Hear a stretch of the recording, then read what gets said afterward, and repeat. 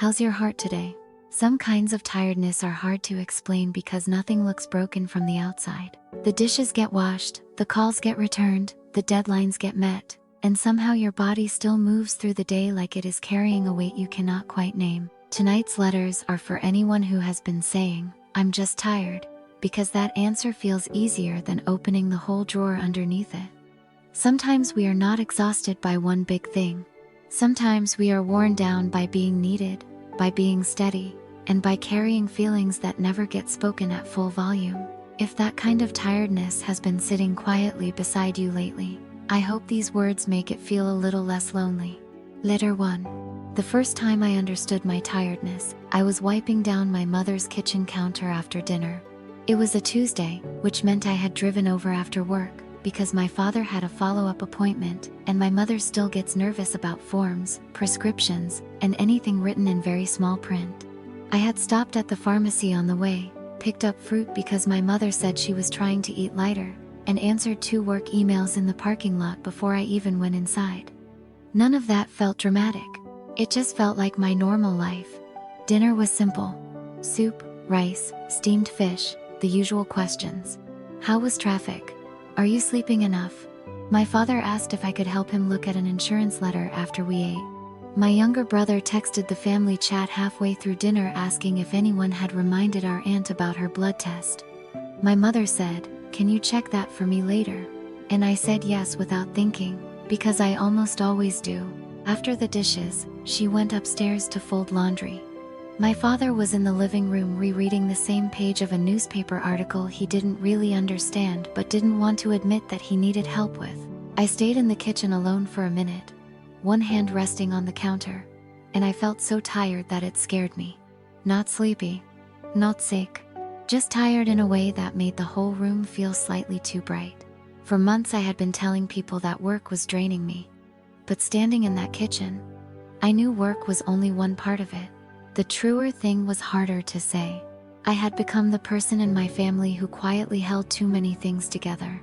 I remembered who needed refills, who was pretending not to worry, who needed help with online forms, who was waiting for test results, who was saying, "It's okay," in the family group chat when it clearly was not okay. I knew which stories to soften before telling my mother so she wouldn't overthink them all night. I knew how to explain medical words to my father without making him feel old. And because I was good at it, everyone leaned a little. Not cruelly, just naturally. That is the part I wish more people understood. A lot of exhaustion does not come from being unloved. It comes from being loved in a way that assumes you can keep carrying things because you usually do.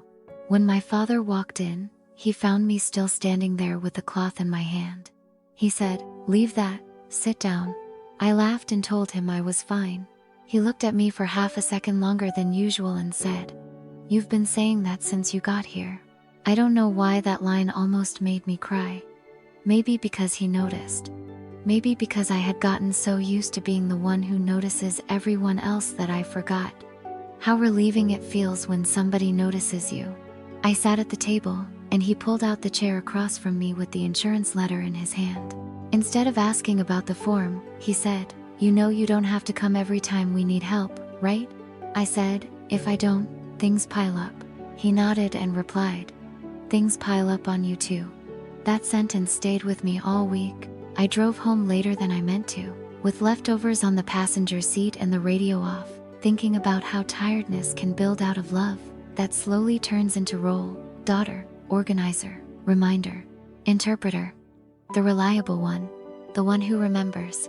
I still love being needed by my family, but now I understand that devotion can quietly turn into depletion if nobody says out loud that the strong one gets tired too. So I've been practicing smaller honesty. I ask my brother to make the next call himself. I tell my mother, "I can help tomorrow, brother, not tonight." I say I'm overwhelmed instead of I'm fine.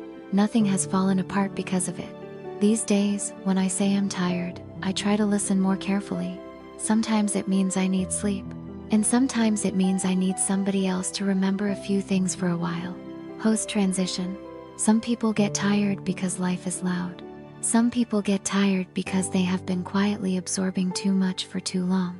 Letter 2. I thought I was tired from work, but I was really tired from being easy to be with. My boyfriend is a good man. He warms up leftovers before I get home if my train is late. He keeps my favorite tea in his cupboard even though he doesn't drink it.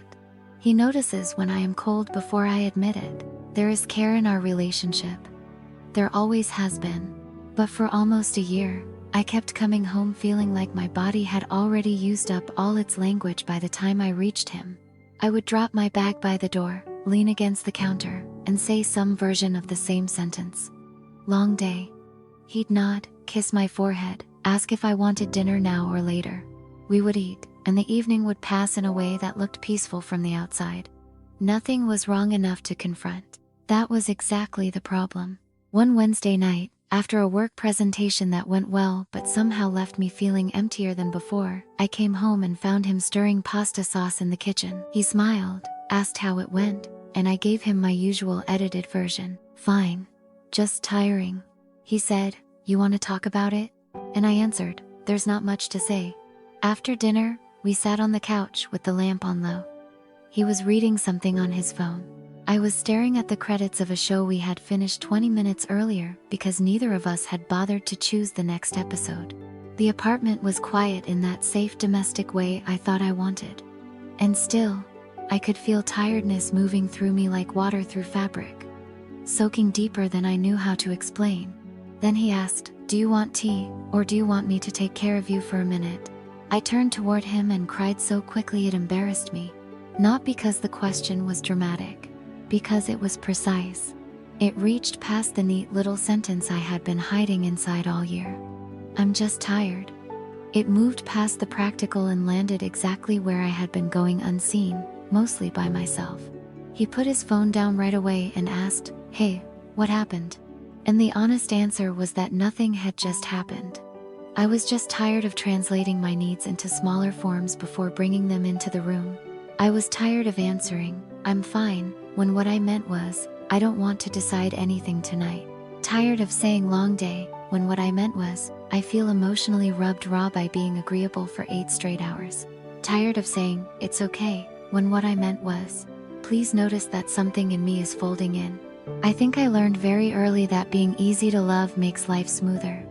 You do not ask for too much. You present your needs in bullet points, with context, with apologies, with a plan. I got so good at that version of myself that even the people closest to me often met the simplified edition first. No wonder I was tired. I had been editing in real time for years. That night, through tears that felt both ridiculous and overdue, I told him some of the truth. That I felt like I was always arriving already organized. That I kept minimizing what I needed until even I could no longer hear it clearly. That I was exhausted by how functional I had become. He listened without trying to solve me. Then he said, "You don't always have to come to me already sorted out." He got up, made the tea anyway, brought me the thick socks I forget to wear when my feet get cold, and sat back down without asking me to explain myself more elegantly than I could manage. He just stayed close.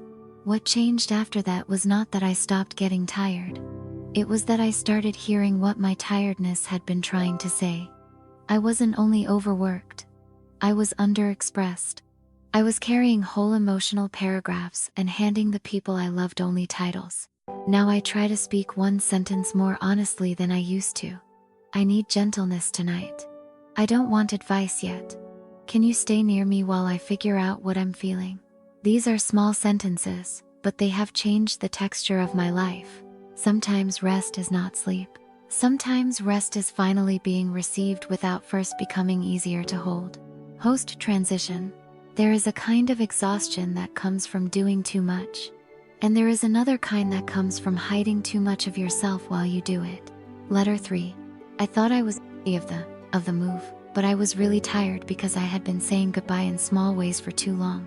3 months ago, I moved into a new apartment across the city. It was the right decision in every practical sense. The rent was better. The building was quieter. My commute got shorter. My friends told me I sounded lighter every time I described it.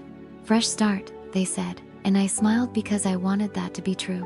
And for a while, I believed the tiredness was just part of settling in. Boxes, utility accounts, new routes, new habits. But one Friday night, I came home from work, kicked off my shoes, and sat on the floor of my bedroom, beside an unopened box labeled books. I had planned to unpack for an hour, shower, maybe call a friend. Instead, I stared at the lamp on my dresser that I still hadn't plugged in and felt this strange ache rise in me like I had missed a step in the dark. The room was not messy enough to upset me. The week was not bad enough to explain me. I was just tired again. So I sat there in the half-finished room and started thinking about the last year properly for the first time.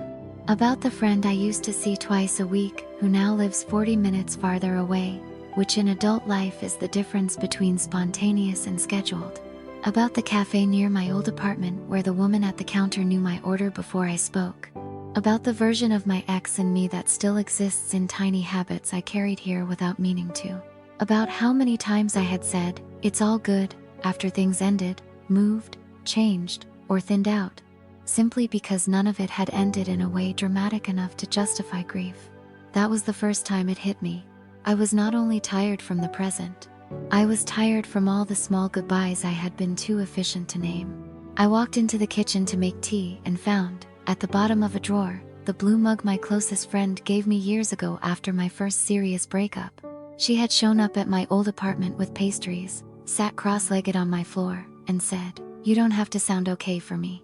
We were younger then, closer in miles, and in reflex.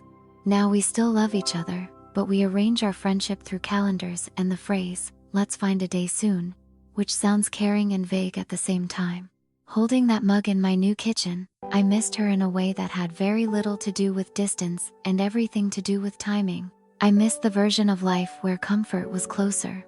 I missed the people who knew my tiredness before I translated it into acceptable words. I made the tea and carried it back to my bedroom floor. The lamp was still unplugged, the box of books was still sealed. My phone lit up with a message from my mother asking whether I had eaten. Another from a coworker about Monday's meeting. Then one from that friend sending a photo of a stray cat outside her building, the kind of useless little update she knows I love. I stared at her message for a long time before replying, because suddenly I understood that part of my tiredness came from missing people in ways I kept trying to file under normal adult life. I kept acting like adjustment was only logistical when it was also emotional. That night I called her instead of texting back a joke. When she answered, I almost backed out. But then I said the truer thing. I think I've been more worn out than I realized, and I think part of it is that I miss how easy our friendship used to be. There was a quiet pause on the line, and then she said, "I miss that too." That was all. No grand speech, no rescue. Just the relief of saying a real thing to someone who mattered. We talked for almost an hour. Mostly about work, groceries, the old neighborhood, the fact that adulthood keeps asking for adaptation without always giving you time to feel it.